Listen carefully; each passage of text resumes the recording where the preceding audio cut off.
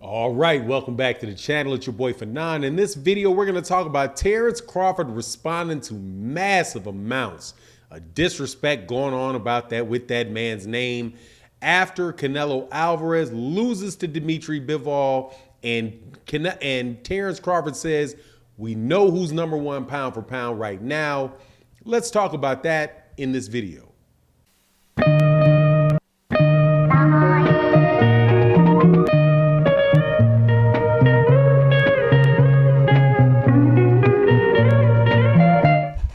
All right, welcome back to the channel. It's your boy Fanon. In this video, we're going to be in the 147 pound division, and 147 all the way up to 147, because we're talking about Terence Crawford, Canelo Alvarez, in this conversation about who the number one guy in boxing is now on a pound for pound basis, now that Canelo Alvarez has lost again. But before I get into that, let me welcome you back to the channel. If you are a longtime subscriber and supporter, thank you so much for continuing to support the channel. If you're new to the channel, please accept my invitation to hit that subscribe button, hit that bell icon so you can be notified of when we release more videos and when we do our live streams, which are pretty much every day, 7 days a week, man. This boxing news cycle keep on flowing, and we keep on flowing with it. So join the community. All right. Let's get into this. Terence Crawford goes to Twitter, and very, very thinly veiled, because I knew what he was listening to when he said it. I won't go there with it. However, Terence Crawford goes to Twitter today and says, some of y'all are just miserable in your life. Just principally goes off talking about the disrespect that he has, people disrespecting him, and says, look, when this game is over, I got really big shoes, and we're going to see who's able to come in there and fill them, right? And he said, at the end of the day, y'all are going to remember this kid from from Omaha, Nebraska, when everything's said and done, right? Now, Terence Crawford is usually, can be very cryptic in his messages. However, in this particular one, I know exactly what he's talking about, because I was listening to the disrespect that he's talking about when it was taking place. Now, I'm not going to mention where it was. I'm leaving that out of it, because I definitely do, like, in boxing talk. Look, everybody has their opinion, and it's okay to have your own opinion. And I'm never really cool with attacking people for their opinions individually. But let me tell you, man, I really feel where Terence Crawford is coming from with this, because look, when he put out this tweet that said that he was the number one pound, we all know who the number one pound for pound guy is now that Canelo Alvarez lost, right? Which is clearly rubbing it in the face of Canelo Alvarez fans. I knew it wasn't going to get taken it was not going to be taken very well by a lot of people. However, in my naivety, my naiveness, whatever the word is for that, but I think it's naivete. In my naiveness, I thought people would be like, yeah, obviously, Terence Crawford number one, Canelo lost, Terence Crawford number one pound for pound. Honestly, it's just not even, it's not questionable for me, right? Now, personally, I had him as my number one pound for pound guy, along with Errol Spence after that last fight with Yordenis Ugas. But I've had Terence Crawford atop of my pound for pound list for years, off of what the pound for pound list should be about. But for him not to be it now, I don't know who in the world you could possibly put there other than him. But I see people, different boxing writers, responding to what he said, and they respond with pictures of other boxers, pictures of Alexander Usyk, pictures of Monster Inoue, right? And I think to myself, what are you talking about? First of all, as far as Alexander Usyk goes, you should not even be bringing up heavyweights in a conversation about a pound for pound list, because the pound for pound list is something that is supposed to be about who would be the best fighter in the world if you could equalize for weights and it wasn't the heavyweight champion, right? So personally, I don't put heavyweights even on there. However, whatever the case is, Alexander Usyk has like 19 fights. Maybe he has 20 fights now. He's like 19 fights. He's undisputed at cruiserweight, absolutely a weight class that is completely bereft of any talent whatsoever.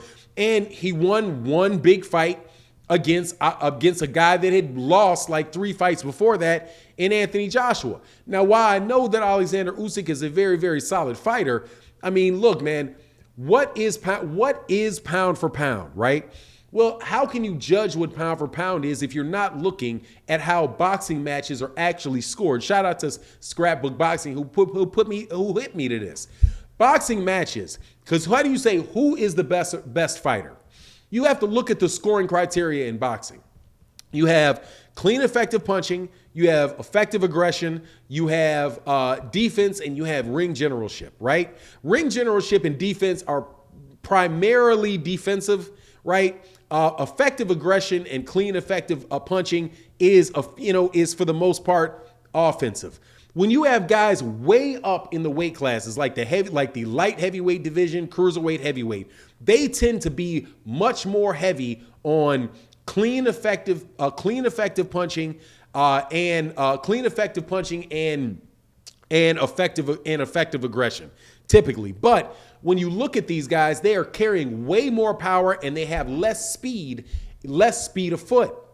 Well, you cannot actually fight the same way at 115 pounds and 118 pounds. If you fight like that in the heavyweight division, you're going to get knocked out.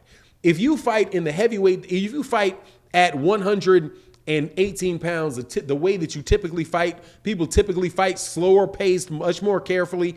At heavyweight, if you fight that same style down there with them rock'em sock'em robots, you're gonna get outpointed, right? Typically speaking, the most well-balanced fighters are in those middle ranges, somewhere between lightweight and 168 pounds, because they are competing against guys that have hand speed, have foot speed, who also have power, right?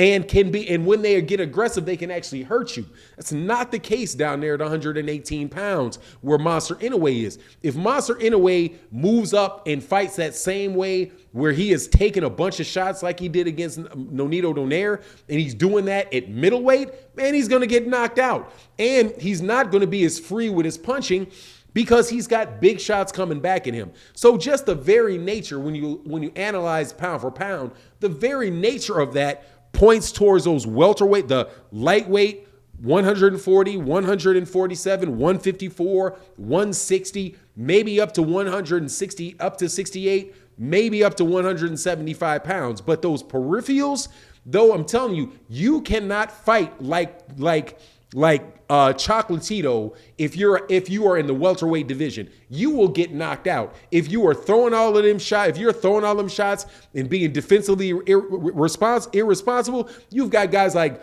I can tell you several guys that are capable of getting you out of there with one shot. Keith Thurman is capable of getting you out of there one shot. Virgil Ortiz is capable of getting you out of there with one shot. Errol Spence Jr. has one-punch knockouts on guys to the body. Terence Crawford's got one-punch knockout, has one-punch knockout. Jaron Ennis has one-punch knockout power. You have guys at 154 that have one-punch knockout power. 160 has one-punch knockout power. You don't have one-punch knockout power at those weights. And the higher you go up in weight, the more likely it is that the guy actually has that. So, but for Terence Crawford not to be the #1 pound-for-pound fighter, to me at this point in time, when this guy has 38-0, he's been a champion at 135, and he beat everybody you could beat at 135. He fought everybody you could beat at 140, and he's been undefeated for several years at 147 pounds. I mean, come on, man. At this point in time, it's just disrespectful to the man, in my opinion, not to acknowledge what he has done in his career and how completely well-rounded a fighter that he is, when that is not the case with guys who are fighting at 115 and guys that are fighting at heavyweight, man. So, but as far as what he says, man, you guys are going to remember this kid from Omaha, Nebraska. Absolutely right. You're going to remember Terence Crawford as one of the best fighters that done it this century. He's going to wind up. But this is nothing new. Absolutely nothing new with guys in the same situation as Terence Crawford. You've had Floyd Mayweather Jr., who was clearly the best fighter of this century and was not on the number one guy on many people's pound for pound list for the majority of his career. Andre Ward, another guy that is clearly one of the top guys. Man, they looked for reasons to get him off that pound for pound list. Had Gennady Golovkin over him. Had Manny Pacquiao after like 6 losses off of him. And let's not forget also, Canelo Alvarez, in my opinion, he shouldn't even have had to have lost for Terence Crawford to be the number one pound for pound guy. This is arguably Canelo Alvarez's fourth loss in 4 weight classes. He lost at 154 pounds against Floyd Mayweather, and arguably against Erislandy Lara, and arguably against Austin Trout. He lost at 160, according to a lot of people, with Gennady Golovkin, and now he's lost at 160 and 175 pounds. The 175 pound division is the 168 pound division. The best guy that was in that division, he didn't even fight. But anyway, it is what it is. That's what Terence Crawford says. I 100% agree with Terence Crawford in this regard. Even though I still maintain I think Errol Spence Jr. is going to beat him on a pound for pound basis. When you look at the scoring criteria in boxing, come on, man, stop shorting this guy and get his man his respect. But anyway, it is what it is. And with that, I'm out. Deuces.